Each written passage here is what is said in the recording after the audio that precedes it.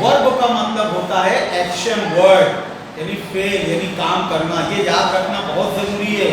Verb के total 3 form होते हैं, फर्स्ट, सेकंड, थर्ड। वर्ब इसका सेकंड फॉर्म, फिर उसका थर्ड फॉर्म। इससे पहले एक लेक्चर में मैं पूरा वर्ब के ताल्लुक से आप लोगों को समझा चुका हूँ। पूरे बोर्ड पर मैं वर्ब लिखा था, उसके सेकंड फॉर्म, थर्ड फॉर्म लिखा था। आप लोगों को बोला भी था स्क्रीनशॉट ले लो।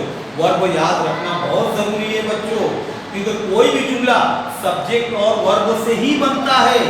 अभी ये सब बेसिक चीजें पहले समझ लो, तभी हम लोग को आगे समझ में आएगा फार्मूला और ये एग्जांपल्स और सेंटेंसेस समझ में आएंगे।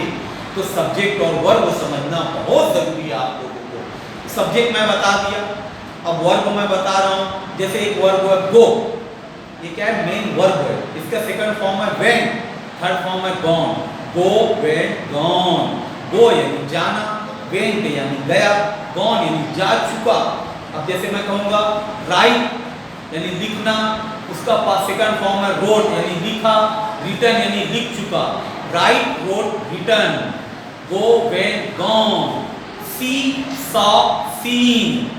Play, played, played. Run, ran, run. Come, came, come. इस तरह जितने भी वर्ब है उसके सेकंड फॉर्म, थर्ड फॉर्म आप लोग याद रखो बच्चों।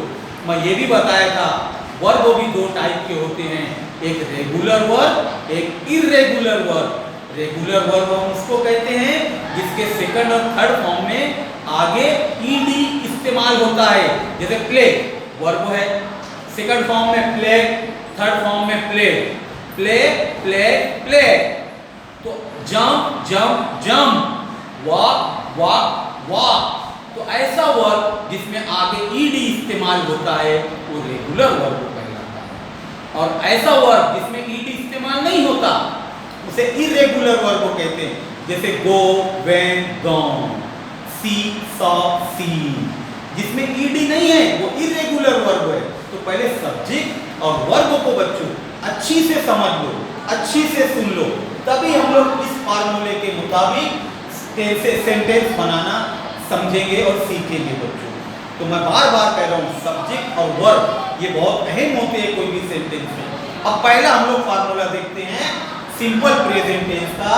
तो उसमें पहले क्या होता है, सब्जेक्ट, फिर वर्ब होता है, और वर्ब में ईएस, एस, ईएस या आई, ईएस ऐड होता है, और आगे ऑब्जेक्ट होता है। ऑब्जेक्ट